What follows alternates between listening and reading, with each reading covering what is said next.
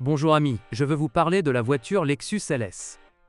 Le segment F était dominé par les Allemands il y a des décennies, la seule véritable alternative étant la Jaguar XJ jusqu'à l'arrivée de la Lexus LSI.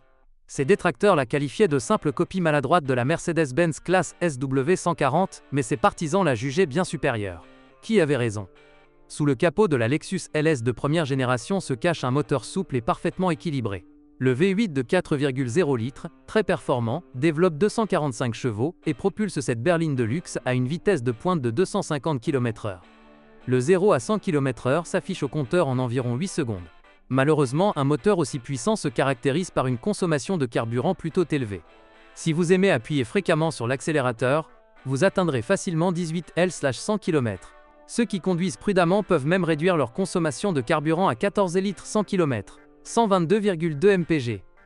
Les moteurs essence Toyota ont toujours reçu des critiques élogieuses, et rien n'a changé à cet égard. Cependant, il est important de se rappeler qu'aucun moteur n'est éternel. Les problèmes les plus courants avec le moteur V8 des véhicules Lexus incluent un capteur de position du papillon défectueux, des condensateurs grillés dans le capteur d'injecteur, une bobine d'allumage ou un débitmètre d'air défectueux. Dans certains cas, le moteur pas à pas de ralenti et la pompe à carburant sont également défectueux. Lexus GS 350 AWD Prestige, le Japon contre-attaque. Test autoculte.pl. Comme toujours, je vous rappelle de remplacer la courroie de distribution et tous les accessoires immédiatement après l'achat de votre voiture.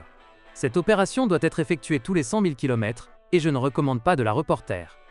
Avant de choisir une voiture en particulier, il est conseillé de vérifier soigneusement l'étanchéité du système de recirculation des gaz d'échappement, un autre problème courant sur ce modèle. Une boîte manuelle est hors de question, le confort étant primordial. Comme il sied à une berline japonaise exclusive, la voiture est équipée d'une suspension multibras à l'avant et à l'arrière, garantissant un confort optimal. Des modèles avec amortisseurs pneumatiques sont également disponibles, améliorant encore la conduite. Si la plupart des pannes de la Lexus LS sont relativement sporadiques, en raison du kilométrage élevé de nombreuses berlines japonaises, elles peuvent parfois connaître des pannes graves. L'un des problèmes les plus fréquents est la panne de boîte de vitesse. Si la voiture a plus de 300 000 km au compteur, il est probable qu'elle doive être remplacée prochainement. La pompe de direction assistée est également un point faible de la Lexus LS. Le système de refroidissement a également ses défauts, le radiateur nécessitant généralement un remplacement. Le radiateur de chauffage et le viscocoupleur de ventilateur tombent également en panne occasionnellement.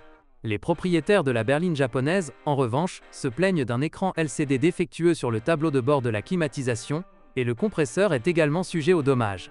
Je déconseille la version à suspension pneumatique. Le confort élevé a pour contrepartie une durabilité considérablement réduite, et ses composants sont coûteux. Quel que soit le modèle choisi, attendez-vous à des dommages aux bagues, aux bras de suspension et aux supports. Les premières traces de rouille apparaissent déjà sur la carrosserie. Des cloques peuvent apparaître autour des joints de vitre, mais heureusement, elles restent petites et relativement faciles à retirer. Parmi les autres composants considérés comme trop fragiles, on trouve les joints d'arbre de transmission. Un capteur de vitesse défectueux est généralement à l'origine de l'allumage du voyant de dysfonctionnement du système de contrôle de traction.